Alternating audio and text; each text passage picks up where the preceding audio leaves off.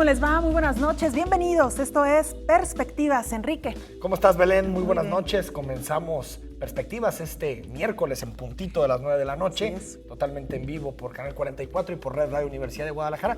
Y tenemos la visita, Belén, de un amigo al programa, digamos. Sí, ¿no? Totalmente. Un amigo, colega muy respetado, muy admirado también, el periodista Pedro Mellado, el señor Pedro Mellado. Y si te parece, antes de saludarlo, vamos a escuchar su semblanza. Aún todavía no la tenemos lista. No la tenemos todavía. Así que directo y sin escalas. Pedro, bienvenido. Gracias, muy buenas noches. Siempre me da gusto venir aquí. Lo que dicen de que somos amigos, creo que es cierto y eso me hace sentirme más complacido y más comprometido para estar en este programa. Pero además no es que quiera rebotar como en el ping-pong las cosas, pero yo creo que ustedes son dos periodistas que se han ganado el aprecio y el respeto y el reconocimiento de la gente, no solamente por la seriedad con la que hacen su trabajo, sino porque son profesionales, independientes, y lo que la gente esperaría de un buen periodista, que fundamente, que argumente y que haga el mejor esfuerzo para decir la verdad de la manera más clara y concisa como la pueda documentar y presentar. Creo que eso es fundamental. Te agradecemos, quiere Pedro, escuchar inmerecidos, pero... Sí, no, y luego viniendo de Pedro No, Mellado, es verdad. pero sí Es algo de lo que a mí me satisface mucho como colega de ustedes y de otros colegas, es que de repente cuando pasa el tiempo te das cuenta de que sí hay esperanza, porque se va renovando el gremio, no con la amplitud ni con la solidez que uno quisiera, pero siempre llegan colegas rescatables. Hay muchos jóvenes, recién salidos algunos y otros en proceso, que están sacando la cara por la profesión, por una profesión que yo digo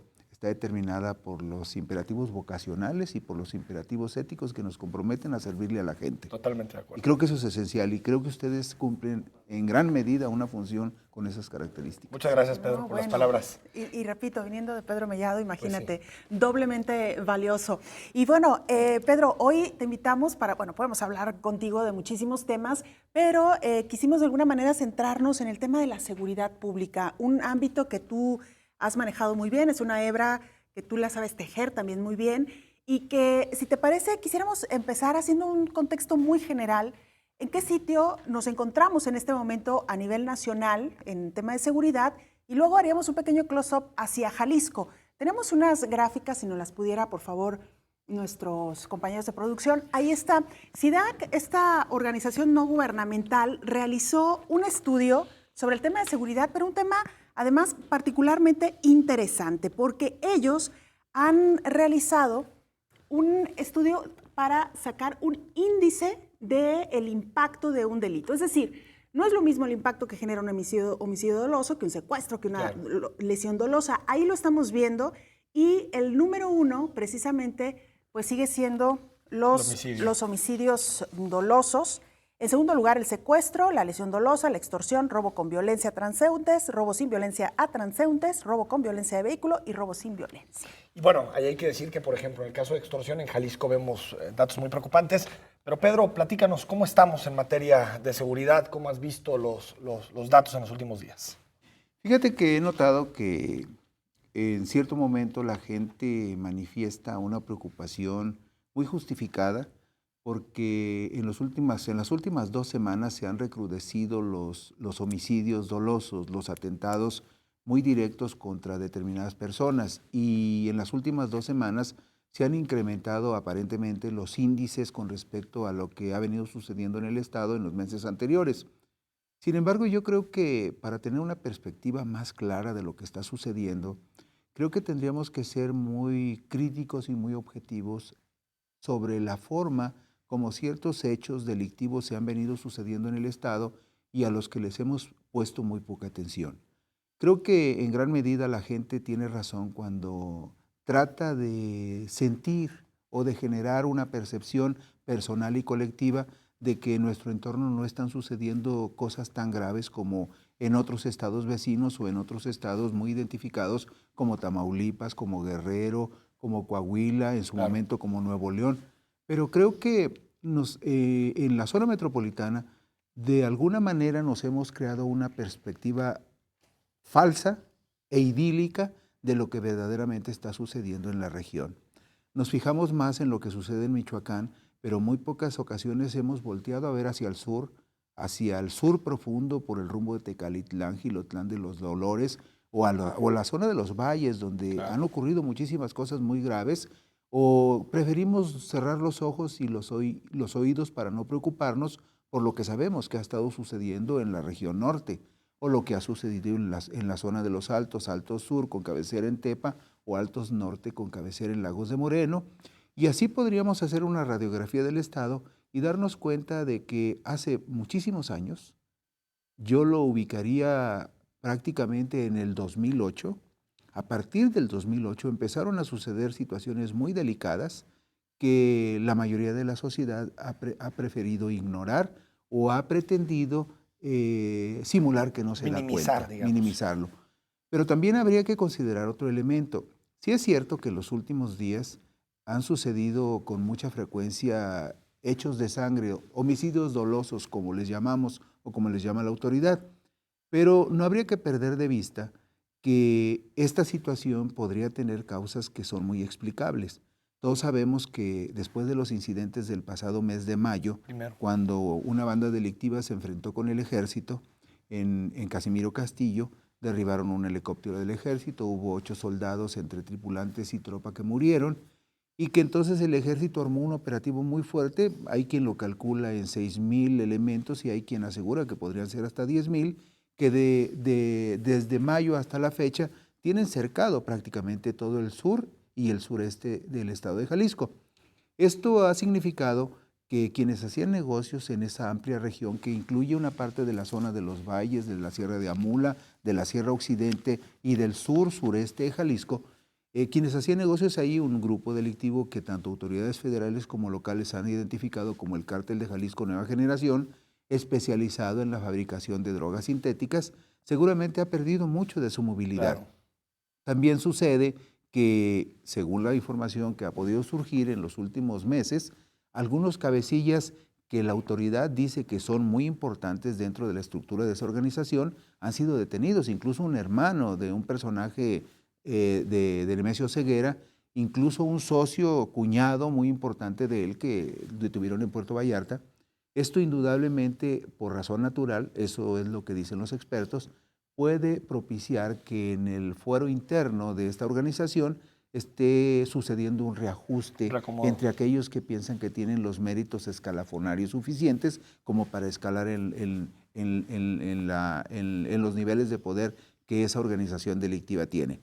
Pero por razón natural, si hay un grupo delictivo a que el Ejército, la Marina y la Policía Federal tienen de alguna manera acorralado en una región del estado, otros grupos delictivos con las mismas intenciones y los mismos apetitos, quizá pensarían que este es un momento muy apropiado para tomar posiciones de poder tanto en el estado como en la zona metropolitana.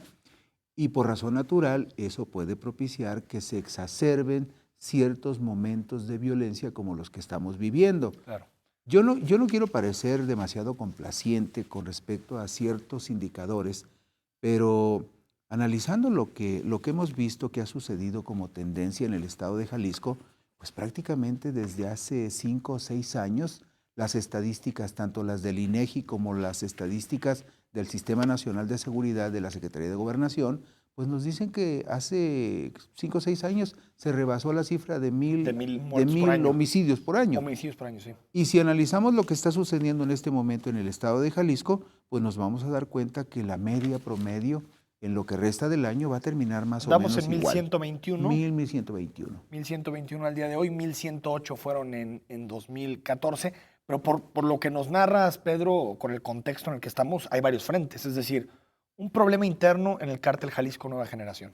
Un problema de un cártel que quiere entrar, que es el cártel de Sinaloa, o se ha dicho que es el cártel de Sinaloa. Y aparte, una pugna con el Estado. Entonces hay 2 o 3 frentes que pues no generan buenos augurios en materia de seguridad. Mira, creo que en la observación de estos fenómenos, todos tenemos la obligación de ser razonablemente fríos y objetivos.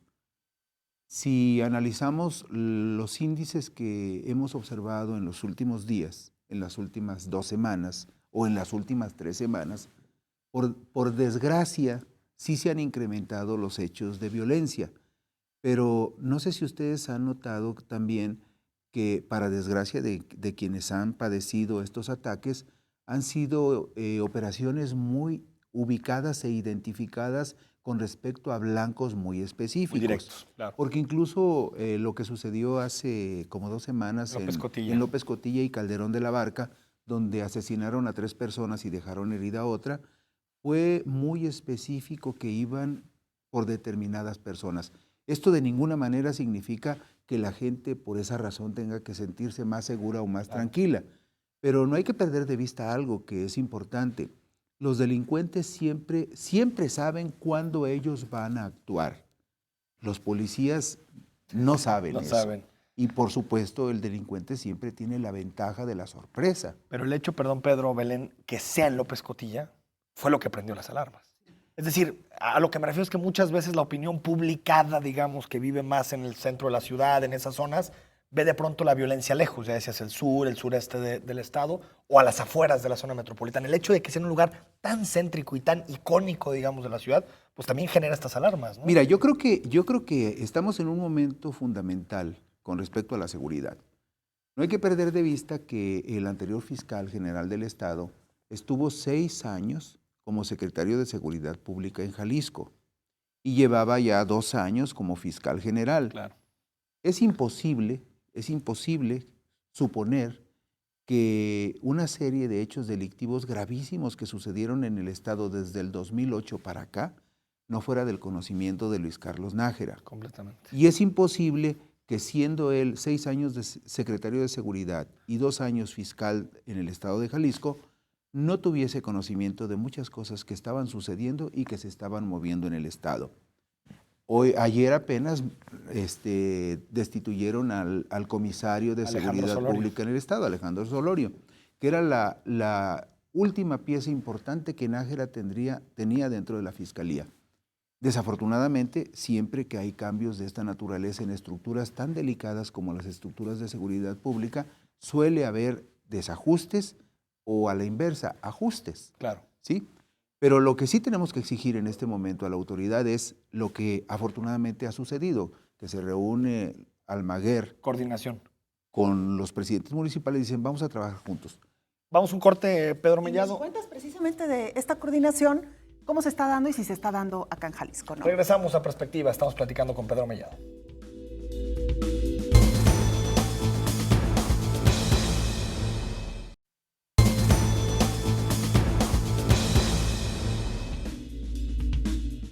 De regreso esta noche con ustedes aquí en Perspectivas, platicando sobre la seguridad pública, uno de los problemas fundamentales de nuestra metrópoli, pero también del estado de Jalisco. Y Belén, estamos discutiendo mucho con Pedro Mellado esta noche el tema del índice material, digamos, en materia de homicidios, en materia de robos, pero hay otro elemento, otro eje que es fundamental, que es el tema de la percepción, ¿no? De la percepción ciudadana. Y bueno, Jalisco, totalmente. ¿cómo vamos? Y también el INEGI han ido de alguna manera registrando estos movimientos en materia de percepción, ¿no? Así es, el 22% de los delitos cometidos en el área metropolitana de Guadalajara se denuncian, es decir, un 70 y tantos por ciento, 78% para ser más precisos, no se denuncian.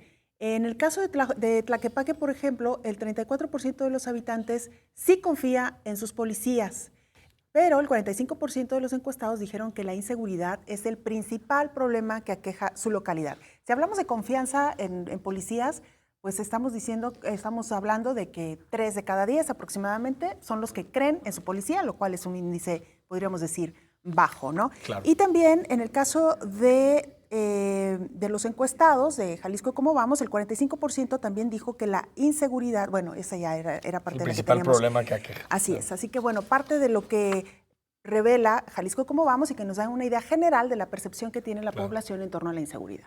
Pedro Mellado, ¿qué tanto está afectando a la seguridad de la metrópoli los cambios en los gobiernos metropolitanos? Depende mucho desde qué ángulo lo quieras analizar.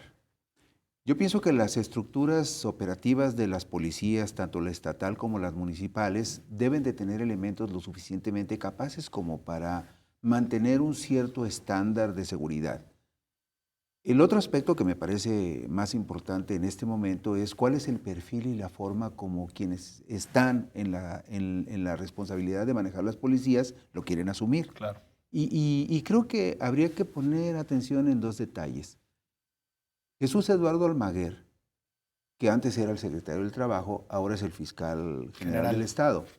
Es un hombre que tiene más formación política, más formación social, que le está dando a la Fiscalía una verdadera orientación de Fiscalía, lo que no le dio Luis Carlos Nájera, porque Luis Carlos Nájera probablemente para algunos era un excelente policía, Policía estatal. pero era un policía. Sí. No tenía y no tuvo jamás interés por atender desde la Fiscalía más asuntos que aquellos de los operativos policíacos para simular que se detenía o para detener a algún delincuente. Sin embargo, con todo y sus deficiencias e insuficiencias, un fiscal como Almaguer está tratando de acercarse o de tender puentes con ciertos sectores de la sociedad que siempre se han sentido maltratados o ignorados. Por supuesto, un caso gravísimo en el estado de Jalisco, están documentadas más de 2,000 desapariciones. Sí. Y por lo menos ya con Almaguer les abrió la puerta para dialogar Más y sensibilidad. para tratar de encontrar, si no una respuesta de fondo, por lo menos la esperanza de que podría haber una respuesta. Otro elemento que también es importante es que Salvador Caro, el jefe de la policía de Guadalajara, no es un policía de carrera. Es un hombre quizá preocupado por ese problema y confiaríamos en que tenga los operadores adecuados en la estructura de la policía, pero la relación entre Almaguer y Salvador Caro se ha dado en el terreno más de lo político que lo policíaco. Completamente. Y eso incluso creo que la amistad, diría yo. son incluso buenos amigos. Exacto. Los dos son de origen priista, muy priista. Y creo que eso permitió que, por ejemplo, como en el caso de los ambulantes, de los operativos para contener a los ambulantes de la calle de Obregón, se hiciera un operativo en donde la fuerza policíaca del Estado apoyara a la fuerza policíaca o a los funcionarios de Guadalajara. Y otra cosa que me parece muy importante y creo que puede darle un margen razonable de esperanza a la sociedad metropolitana, el hecho de que no se han empezado a asignar culpas o a atribuir culpas ni el gobierno estatal a los municipales ni viceversa. Quiere decir, pareciera que están convencidos de que la única salida viable es que trabajen juntos, porque si lo hacen bien ganan juntos, pero si pierden juntos no pierden ellos, pierde la sociedad jalisciense y la gente de la zona metropolitana. Pero creo que habría algo también muy importante que analizar. Todos sabemos, y los que tenemos alumnos o sobrinos o amigos jóvenes, sabemos que se está incubando en ese espacio de los antros, de los centros nocturnos, de los cabarets disfrazados o de los restaurantes mixtos, se está incubando algo muy delicado, el tráfico de drogas. El tráfico de drogas es como el paso más visible que dan estos grupos delictivos organizados para empezar a pudrir el tejido social. El problema es que eso afecta principalmente a los jóvenes, tanto a los jóvenes que se vuelven consumidores como a los jóvenes que encuentran una forma fácil de hacer dinero y de sentirse poderosos. Ustedes recordarán, y ha sido muy comentado el caso de un hijo de un poderoso secretario, lo pongo como ejemplo y no doy su nombre para no estigmatizarlo, pero es muy fácil que un joven que empieza a sentir que el dinero es fácil de conseguir y que además siente que el dinero le da poder y le da cierta preeminencia en su ámbito social, sucumba a ciertas tentaciones. Yo creo que un aspecto importantísimo, incluso como parte del combate a la delincuencia, sería que hubiese una coordinación apropiada para supervisar más adecuadamente los centros antros, nocturnos, y los centros nocturnos. Claro. Y en ese esquema también tendrían que ser muy cuidadosos para no autorizar el funcionamiento de lugares como el que fue objeto del atentado de hace 2 o 3 semanas en López Cotilla y Calderón de la Barca. ¿Por qué? Porque si ustedes hablaran con los vecinos, tanto usuarios como restauranteros, ya veían venir algo. Sí. Se hablaba muy insistentemente de la presencia de mujeres que no necesariamente parecían muy recomendables para cierto segmento de la sociedad, pero para los que iban ahí sí. Claro. Incluso personas extranjeras de muy buena presencia y ciertas prácticas muy censurables con relación a las drogas e incluso a la presencia de personas armadas que eran consumidores de ese lugar. Ese lugar fue autorizado en la administración de Ramírez, en los últimos meses de la administración de Ramiro Hernández. Todos los vecinos tenían muy claro que ese era un lugar poco recomendable.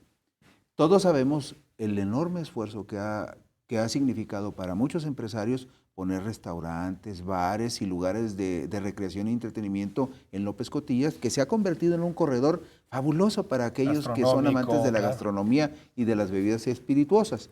Pero también es cierto que es un ámbito propicio para que se empiece a incubar otro tipo de negocios.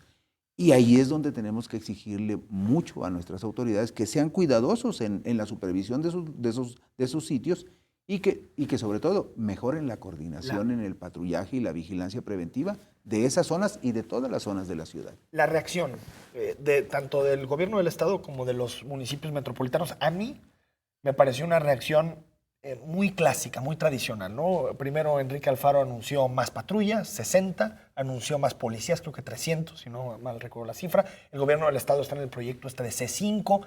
¿No crees que falta, Pedro Mellado, un proyecto más integral en términos de poner sobre la mesa este tipo de cosas, pero también recuperación de espacios públicos? Es decir, algo más integral del combate a la inseguridad.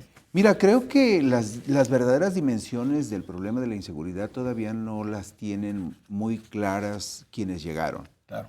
Y tampoco el fiscal que acaba de llegar, porque en muchos casos es muy probable que el mismo fiscal tenga el enemigo dentro de la fiscalía. Y seguramente los mismos jefes policíacos y los alcaldes tienen alguna parte del enemigo dentro de las corporaciones. Creo que tendrá que ser un proceso muy cuidadoso de depuración. Creo que tendrá que ser un proceso muy cuidadoso de coordinación. Creo que tendría que ser un proceso muy cuidadoso en un aspecto que me parece fundamental y que además lo tenemos que decir porque así sucede.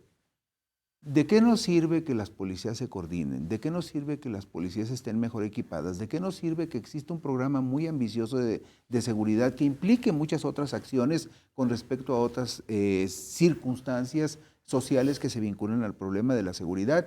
Si sucede que alguien o algunos o quienes son responsables de las corporaciones ceden a la tentación del dinero fácil y empiezan a pactar con algunos grupos delictivos o con algún grupo delictivo en particular. Sí. Sabemos que no es fácil, que te amenacen de que pueden matar a tu familia, a tus hijos o a alguien, no es fácil. Sabemos también que es muy difícil que alguien resista un cañonazo de miles o millones de pesos. Completamente. Pero bueno, para la función pública y particularmente para esa tan delicada, yo creo que se requieren dos condiciones esenciales. Una convicción muy clara de servicio, un valor probado y una honradez también a prueba de todo. Oye, Pedro, ¿y la legalización de las drogas, por ejemplo? Yo creo que ese es un asunto que habría que discutirlo y analizarlo con mucho cuidado y lo suficientemente amplio. De forma técnica, sí, ¿no? Sí, en forma técnica. Porque hay un libro, por ejemplo, que escribió el ex rector de la UNAM, donde él hace una serie de observaciones con un equipo multidisciplinario que contribuye en la elaboración de ese libro.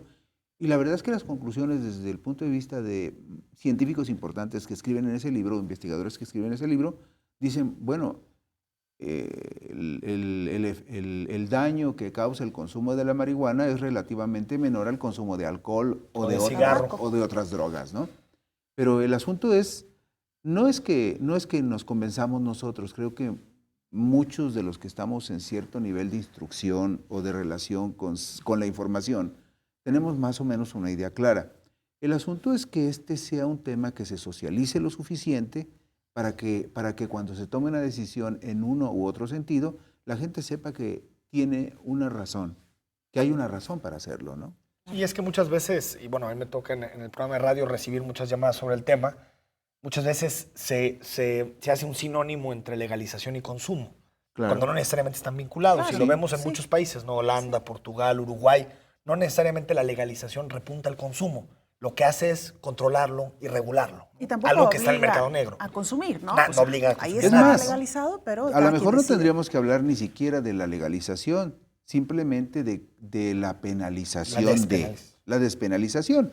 En razón de que sabemos, todos lo sabemos, las personas que nos están escuchando lo saben. Son muy identificables las personas que puedan tener afición a consumir marihuana.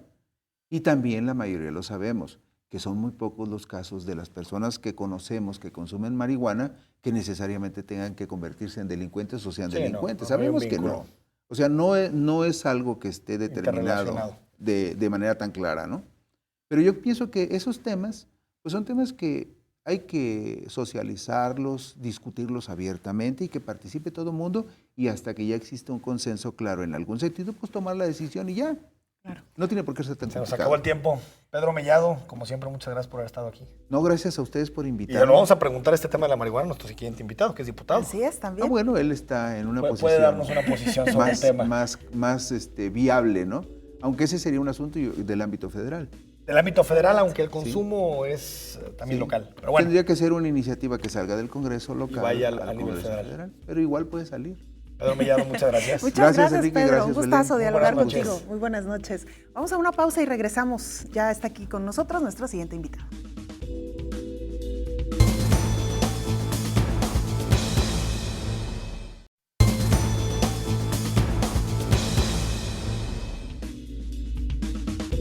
Estamos de regreso con todos ustedes esta noche en Perspectivas y después de haber platicado con Pedro Mellado y que dejó muchísimos temas sobre la mesa que también platicaremos con nuestro siguiente invitado, vamos a conocer a Hugo Contreras que nos visita hoy aquí en Perspectivas.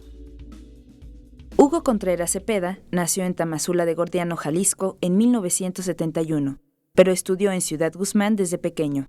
Es maestro en Derecho Procesal Penal, militante en el Partido Revolucionario Institucional desde los 18 años. Ha sido regidor de representación proporcional en Zapotlán el Grande, Jalisco, diputado local de la 58 legislatura, además de diputado federal y senador suplente.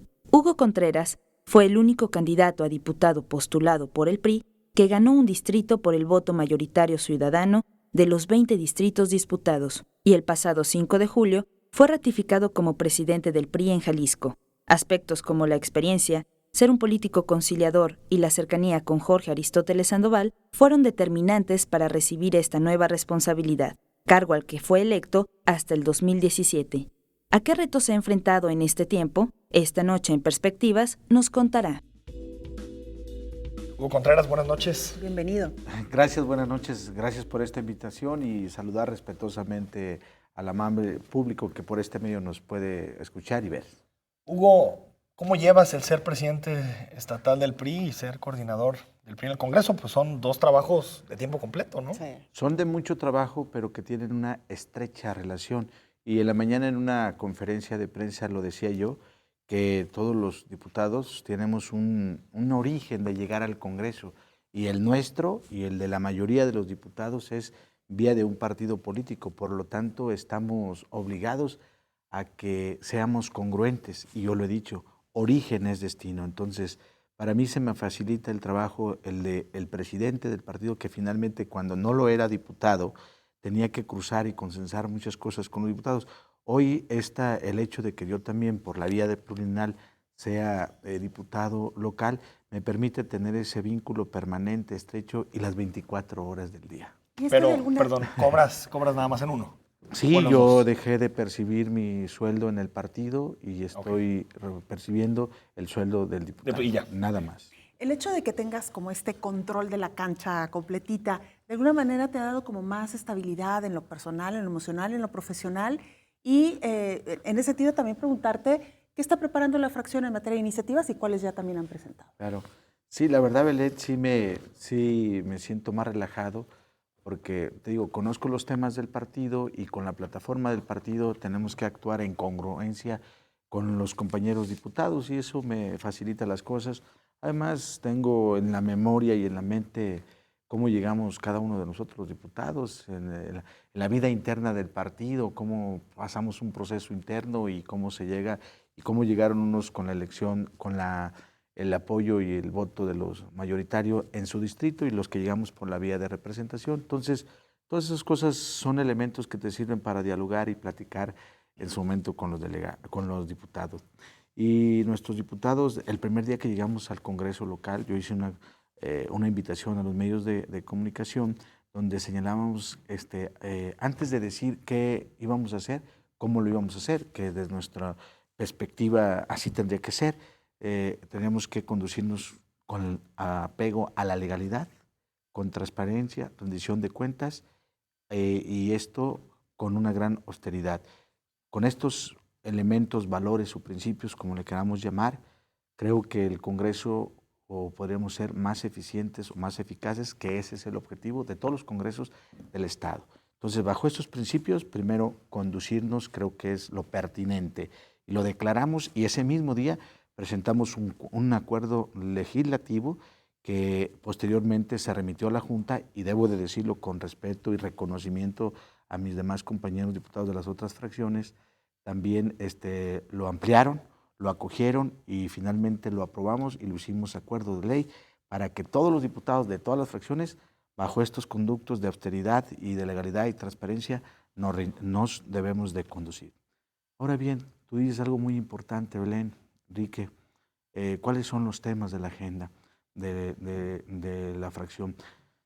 Fíjate que he venido diciendo y señalando, y lo digo también con absoluto respeto, Enrique, de que los temas que hoy, pues, podría decir, están en boga, desde mi perspectiva, y insisto, subrayo con respeto a los demás, no surgen del talento, de la iniciativa muy individual de un diputado o inclusive de un partido.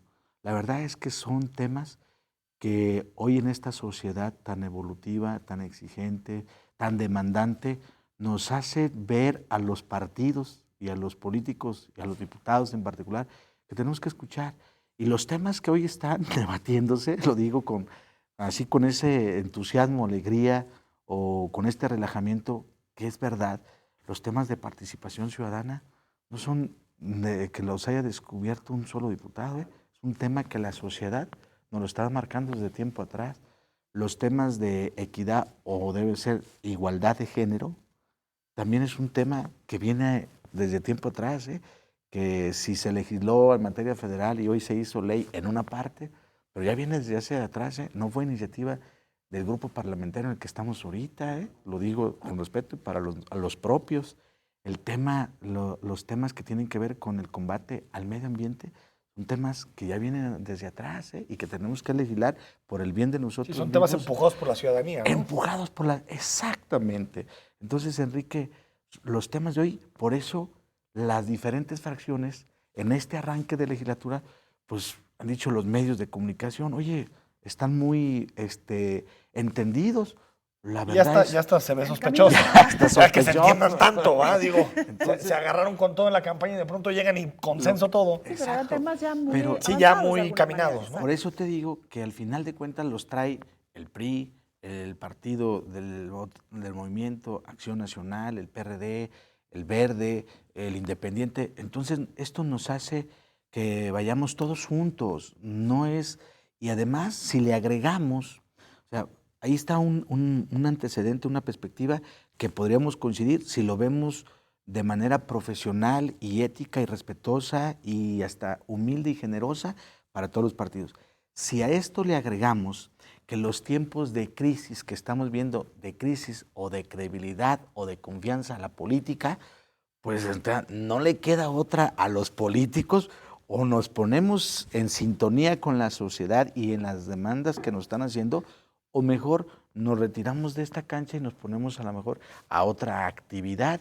Entonces yo sé, y lo decía fuera de micrófonos cuando saludé a Enrique al llegar a este canal, decía, al final de cuentas, yo sí, Belén, tengo esperanza y fe, confianza, que la política regrese al sentido original de lo que es. La política es una actividad humana noble, generosa, que permite entre los individuos llegar a acuerdos y consensos, a través de ellos podernos desarrollar personal, profesionalmente, en una sociedad, en un Estado, enmarcado dentro de una legalidad. Ahora, diputado, hay un tema, si bien es cierto todos estos consensos que hay en participación ciudadana, también hay consensos, por ejemplo, en materia del presupuesto, hay más o menos consensos en los temas.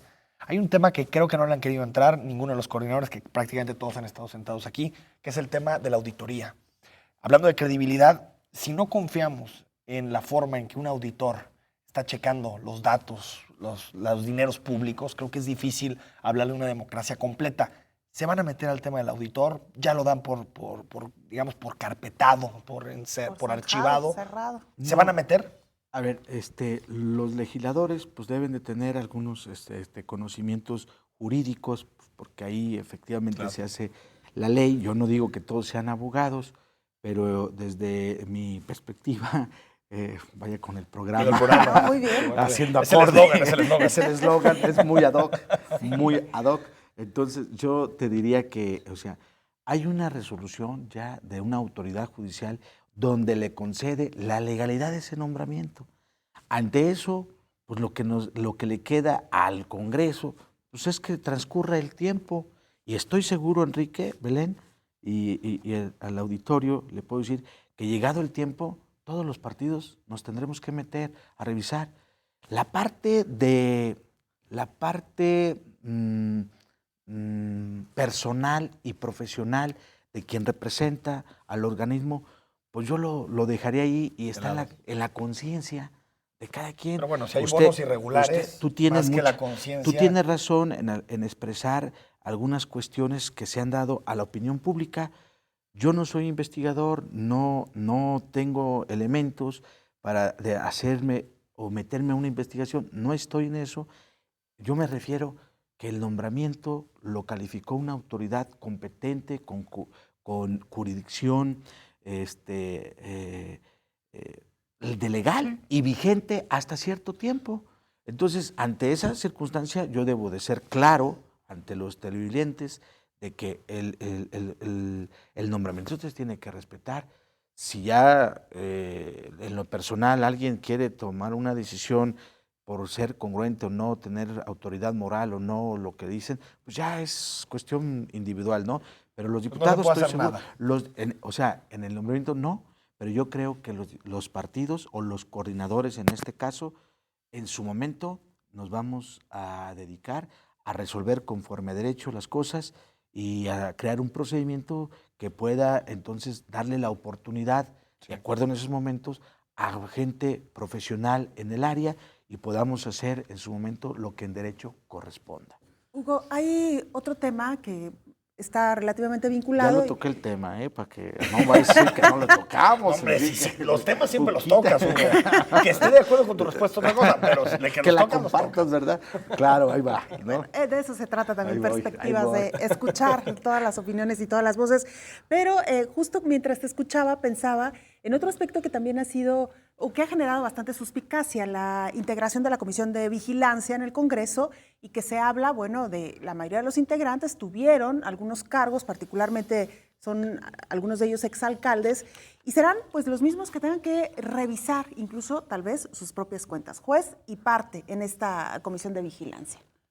Mira, tienes razón si lo ves así, de esa manera de la explicación, pero te diría, si un diputado que actualmente es parte de esa comisión, como tú lo refieres, y fue en el periodo anterior alcalde, en la comisión se excusa de conocer el tema. Si no estuviera en la comisión, pero sí forma parte acá del pleno, de los 39, o se excusa aquí o se excusa en el pleno. O sea, finalmente el concepto, la figura de excusarse, de no conocer un tema para no ser juez y parte, o lo es en la comisión o es en el pleno. O lo va a terminar siendo en el pleno. O lo va a la terminar comisión siendo tiene en el más pleno. juego, ¿no? Sí, porque lo ven como más en corto, digamos. Son menos. Y... Yo lo que digo es que todos los diputados tienen el mismo derecho de formar parte de una comisión, y además estamos obligados conforme a la ley, inclusive de presidir una comisión. Sí, sí. Entonces, si por los acuerdos políticos o por las rondas políticos llegó a que yo presidiera una comisión de inspección y yo fui alcalde, pues o sea, no puedes decir lo contrario. Lo que debes de hacer es excusarte de la cuenta pública. ¿Qué debe de imperar, Enrique? Déjame ir al corte, Hugo, y regresamos a esto, ¿no? Con Estamos gusto. platicando esta noche en Perspectivas con Hugo Contreras.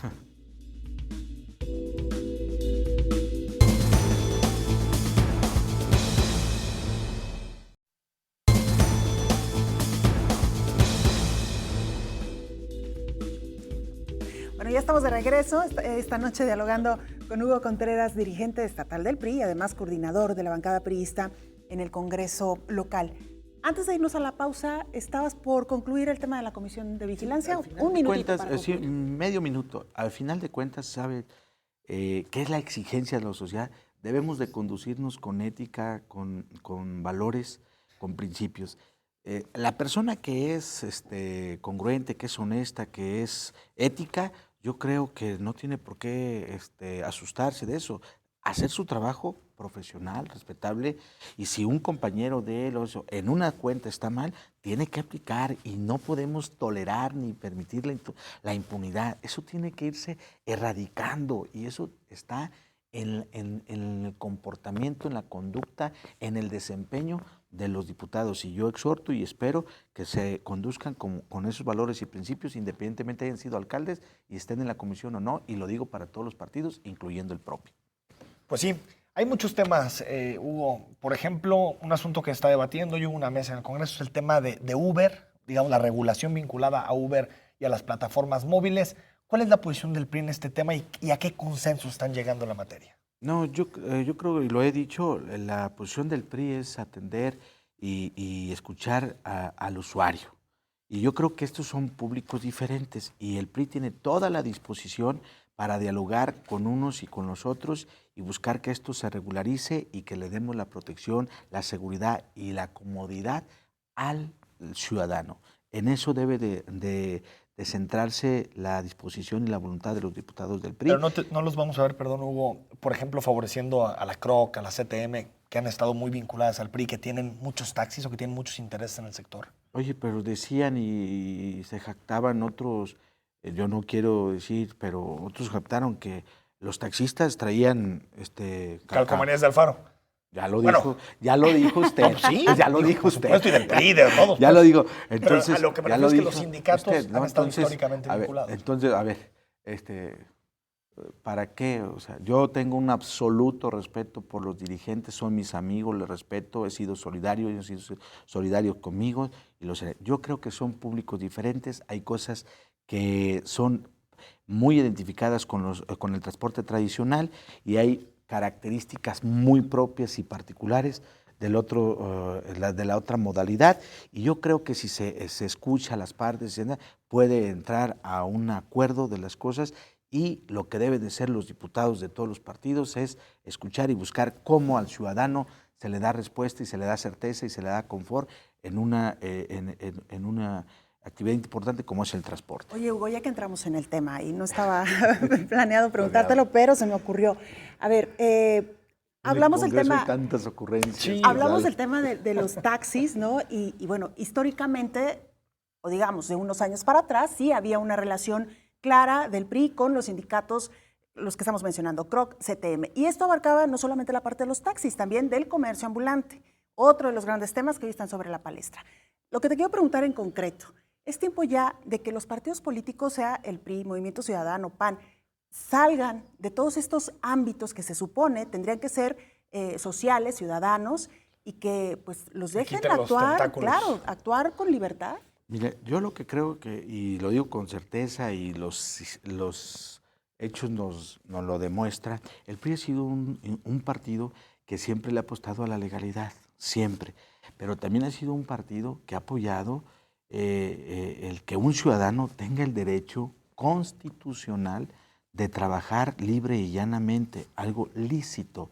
Entonces, este problema que tú comentas, incluyendo ya lo de los taxis, y reitero y quiero aclarar, tengo una extraordinaria relación con don Antonio Álvarez Esparza, con Rafael Llerena Zambrano y dirigentes priistas y a los cuales yo les tengo mucha gratitud y que ellos se han conducido bien y que van a estar defendiendo y que es su deber y su derecho de defender a sus representados, por supuesto, y el partido ha sido solidario con ellos. Ya si algunos miembros de ellos han optado por una cuestión distinta a la que su dirigente les ha marcado, pues es parte de la democracia. Pero no tendrían que ser gremios independientes. Digo, en lo particular cada quien tendrá pues, su preferencia, pero digamos que no sea de una manera tan corporativa. Corporativa, exacto. Es correcto, y a eso está evolucionando, y en eso está emigrando las nuevas actitudes de los miembros de eso. Yo comparto contigo, Belén, y al final de cuentas, aquí no se trata de imponer, se trata de convencer. Y si un dirigente, un sindicato o un partido no convencemos, pues el miembro, el militante, pues tiene su libertad y eso hay que entenderlo. Entonces, debe de imperar la razón, los argumentos y el convencimiento y no caer en la imposición. Eso creo que se tiene que ir evolucionando y coincido contigo, Belén. Y en el aspecto del otro que tocas, pues es la misma, ¿no? El PRI o los regidores del PRI en Guadalajara se han comportado apegado a la legalidad, han apoyado, no queremos y no somos el partido que nos quisieran a lo mejor jugar alguna trampa, decir, pues ahí están, mira, ellos son, no sé. No, el partido le apuesta al orden, pero también, por supuesto, que respalda y quiere. Hay personas que el que puedan vender en un día es poder llevar de comer a su familia, y eso, el PRI tiene piel sensible y no somos ajenos a ello. Lo que pasa es que hay que ordenar, hay que buscar alternativas, hay que buscar un acuerdo con ellos, pero no tenemos por qué desampararlos o retirarnos. Hay que cuidarlos, hay que apoyarlos y hay que decirle a la autoridad, y somos parte inclusive de la autoridad, qué alternativas podemos ofrecer y cómo llegamos a acuerdo para que esa familia no deje de comer un día o dos y tener una vestimenta y escuela y transporte y demás, ¿no? Ese es el criterio. Hugo, estamos en fase importante de la negociación del presupuesto. Tienen ustedes hasta el 15 de diciembre, es decir, hasta el martes, para aprobar el presupuesto de egresos del Estado para el año 2016. ¿Cuáles son los temas puntuales que se están discutiendo y por qué, por ejemplo, factores clave, instituciones clave para el Estado como el Hospital Civil o como la Universidad de Guadalajara tienen presupuestos prácticamente congelados, es decir, sin aumentos? Tenemos todavía tiempo. La ley establece que el día 15, pero también hay Se un puede parar el artículo, reloj legislativo. hay un artículo que señala que si el presupuesto no está aprobado el día 31, el entraría en Ejecutivo, vigor el del año pasado. entraría el del año pasado. Eso significa Que tienen hasta el 31. que podríamos tener el día 31. La voluntad política de los diputados es que el día 15, ¿no? Primero, el presupuesto general del año pasado, del 2015, hoy vigente, al 2016, el proyectado, solo tiene un aumento del 3.16% en su generalidad, Inflación, digamos. que es la inflación, ¿sí? Entonces, en este proyecto contempla cosas importantes. Una bolsa de 400 millones de pesos al presupuesto participativo. Figura novedosa e importante aquí. ¿400 millones? 400, es el Una proyecto, cifra 400 millones para presupuesto participativo. Yo creo que es fundamental. 20 millones de pesos para el sistema de víctimas que se aprobó en esta ley y que no hay atención a víctimas, no existía. Hay un fondo para eso. Hay otros 20 millones para fondo verde que le nombra para programas para el combate al cambio climático, que es fundamental. 50 millones de pesos para el sistema oral de justicia que se está implementando. Ustedes saben que estamos emigrando de un sistema tradicional al adversarial, como técnicamente lo dicen los abogados. 80 millones de pesos para empleo temporal. Entonces, el presupuesto contempla cosas bondadosas en ese sentido, y además no hay nuevos impuestos. Y el tema de la universidad, por supuesto, y Hospital Civil, por lo menos todos tenemos la gran disposición, e históricamente a la universidad le hemos apoyado y seguiremos apoyando. Lo que pasa es que en el rubro o en la Secretaría de Salud, el año pasado, en este año hubo un decreto donde se crea un organismo, un OPD, que viene a concentrar todas las decisiones y operaciones y acciones del Seguro Popular. Y esta cantidad de recursos ya no se lo dejan a la Secretaría de Salud, se lo dan al OPD. Entonces, por eso la Hospital Civil se queda exactamente con la misma proporción del año pasado, y este organismo, este OPD, tendrá que pagar todos los servicios que tiene, y ahí es un recurso extra que no está considerado en el presupuesto. Pero este año faltan 250 millones. Y además que ese es otro tema, pero sí le repercute en las finanzas al hospital, que debería de pagarse. No sé si son 250 o 500 millones. ¿Y de la universidad se hará una reconsideración? En la universidad debe de estudiarse el tema. Tú sabes que las aportaciones federales es por un porcentaje.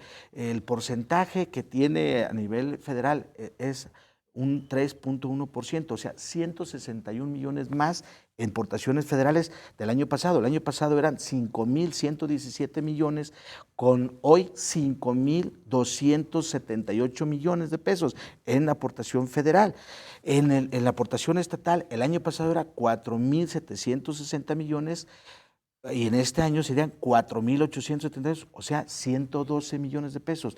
Y si mal no recuerdo, para no generar palabras que me comprometan, pero en el préstamo que se autorizó en el gobierno, Sí, va dinero para por ahí se etiquetó algún dinero que a lo mejor todavía no se ha ejercido, pero ahí está contemplado para que en este próximo... Entonces, son cuestiones que hay que... Pero se va a debatir de aquí al revisarla. 15, ¿no? Y está en toda la disposición. El Ejecutivo, el de gobernador Aristóteles Sandoval, Enrique Belén, yo he visto una gran disposición. El propio secretario de Finanzas, Pérez Partida, a invitación de la Comisión de Hacienda, que preside otro partido distinto al nuestro, acudió y dio una explicación técnica y está en la voluntad el secretario general de gobierno platicando. Entonces, hay voluntad de los actores políticos para poder llegar a consensos. Ojalá, yo lo deseo por el bien de los jaliscienses. Yo lo que digo, vamos poniendo al centro de la mesa el interés de las personas, de la gente, del Estado, y no el interés de un partido, de un diputado. Nos quedan 40 segundos, Hugo. La alianza con el Verde sigue firme, a pesar de tener a un dirigente que está siendo perseguido. Siempre. Un Enrique Aubry ahí.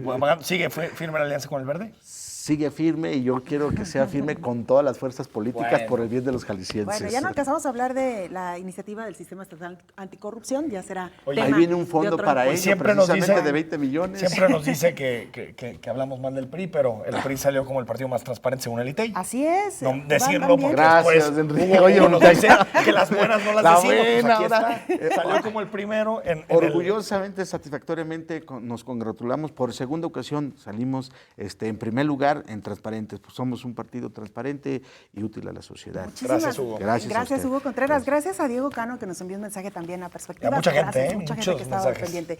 Enrique, Gracias, Belén. próximo viernes, 9 de la noche. Oye, platicamos con Diego Petersen. Sí, Muy estará interesante. acá con nosotros. Así que usted no se vaya porque en punto de las 9 el viernes estaremos aquí en esta cita. Gracias, muy buenas noches.